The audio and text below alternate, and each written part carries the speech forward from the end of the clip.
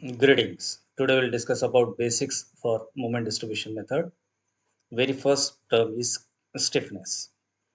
Stiffness is defined as a resistance of member to deformation when subjected to load. Stiffness may be seen as a ratio of unit force producing a unit displacement, or it is expressed as a unit moment causing a unit deformation. For example, if I take an example of here spring, each spring has its own spring constant. The applied force will try to press up it. The moment it is going to deform, it depends upon the amount of load which has been applied. This may differ with reference to different capabilities of the member. And the capability to get deformed is nothing but we can say is stiffness. Similar the case I will say when a beam is going to be subjected to a load, there may be a certain deformation. This deformation depends upon the action of load and the type of load. So we can say it's nothing but a deformation caused by a unit force and the capability may be different. Thus, we can say stiffness as a resistance to the deformation by a member under the applied load.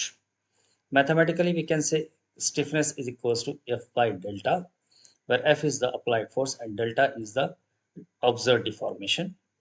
K can be written as a m by theta, where m is nothing but applied moment versus the observed deformation of the member.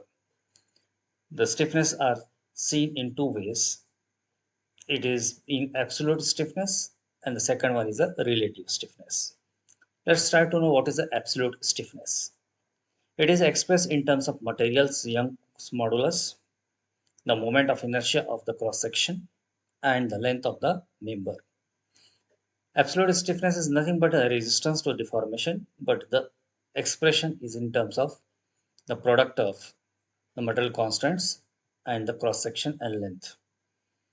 For a beam with one end hinge and other end fixed, the absolute stiffness work out to be 4EI by L, where E and I, these are the material. E is a material constant, I is the geometry of the material, length is the length of the member. That's why we can say the absolute stiffness is expressed in terms of material's Young modulus, moment of inertia of the cross section, and the length of the member. Now, if we talk when the beam is being having a fixed, both ends are hinged. In that case, the absolute stiffness work out to be 3EI by L. Now we'll move towards the part of understanding the relative stiffness. Relative stiffness of a member is the ratio of the member stiffness to the total stiffness all member connected at a joint.